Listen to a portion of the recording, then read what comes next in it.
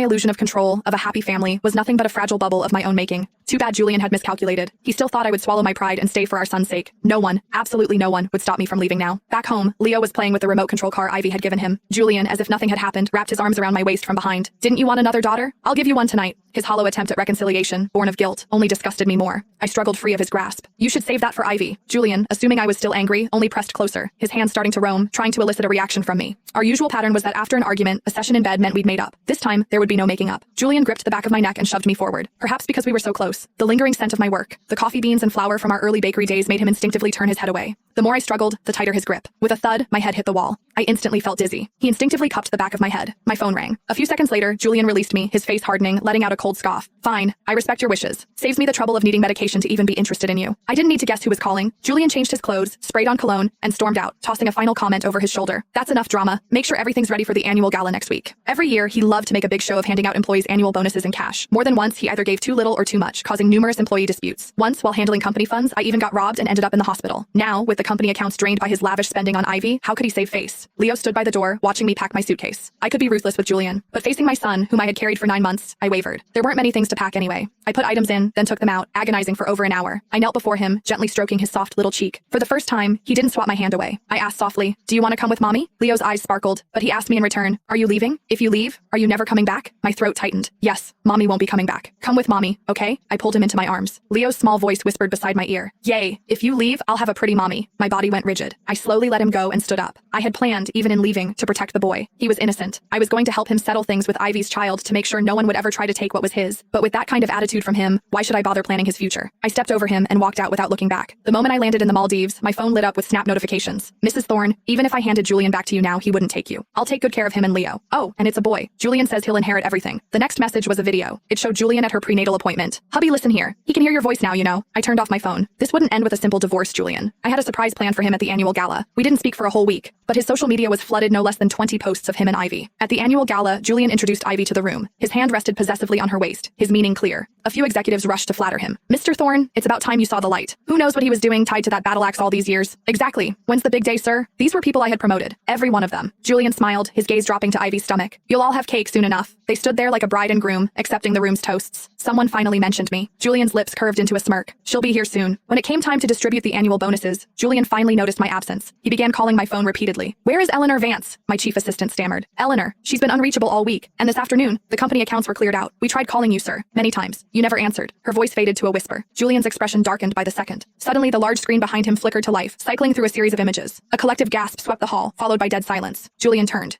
His face went rigid with fury. The phone slipped from his hand and hit the floor.